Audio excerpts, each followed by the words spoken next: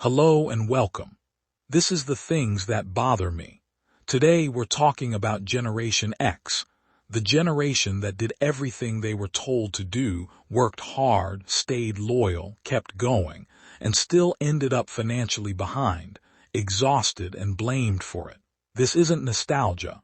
This isn't whining. And this definitely isn't a motivational speech. This is a straight look at how Gen X adulthood became a cycle of struggle, low wages, no safety net, constant stress, family strain, and a future that never showed up. So if you've ever wondered how this became normal, or why it feels like the reward never came, you're in the right place. Let's get into it. Generation X, adulthood in decline. How the most financially deprived generation absorbed economic collapse, family strain, and trauma. This was never just about money. This story is not only about wages. It is about what happens when struggle never lets up, when adulthood is lived under constant pressure. Generation X did what they were told. They worked. They waited. They tried to build stable lives. But stability kept moving just out of reach. And over time, the damage spread beyond finances. It entered families. It entered bodies. It entered minds. This is the story of adulthood lived inside economic decline and the cost that never gets counted. Entering a workforce already in decay. Generation X entered adulthood as the economy was quietly breaking. Manufacturing disappeared. Unions weakened. Long-term employment faded. But the messaging stayed the same. Work hard. Be loyal, your turn will come. It never did. Jobs were reclassified as temporary.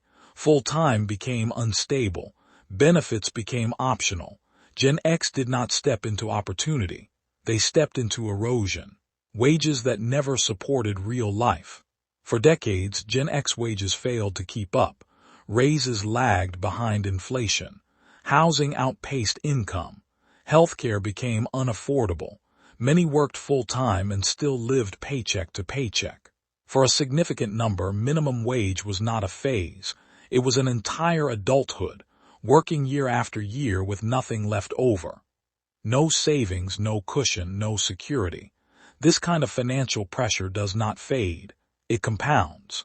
When family life is built on constant scarcity, money stress does not stay on spreadsheets. It enters relationships. It shapes parenting. It erodes patience, trust, and hope. Arguments became routine. Exhaustion became permanent. Fear became the background noise of daily life. Many marriages didn't fail from lack of love. They collapsed under sustained pressure. Children grew up inside homes where stress never shut off, where parents were present but emotionally depleted. This is how trauma takes root inside ordinary households, when help existed but was withheld. For many in Generation X, the most painful truth is this: the money existed, just not for them. Parents and relatives often lived comfortably. Homes were owned. Pensions were intact. Middle-class lives continued. But when Gen X needed help, it rarely came. Not when rent was due. Not when utilities were shut off. Not when families were on the brink. Help was framed as weakness. Struggle was treated as a lesson. Older generations preserved comfort while Gen X absorbed collapse. And when everything finally broke, the same people asked how it got so bad. Poverty as a direct pathway to trauma. Living in constant financial threat rewires the nervous system. Eviction risk. Medical debt, food insecurity, unpaid bills, there is no safe state. Anxiety becomes permanent, depression deepens, anger turns inward. There was rarely time or money for therapy. Survival took priority over healing. Gen X learned to function while wounded. When the state enters the family, poverty does not go unnoticed. Struggling families are monitored, judged, reported. Gen X parents did not lose children because they lacked love. They lost children because they lacked resources. Overcrowded housing, missed appointments, utilities shut off. Stress was interpreted as neglect. Children were removed not because homes were cruel, but because they were unstable, and instability was economic. The permanent damage of separation. When the state removes a child, the trauma multiplies.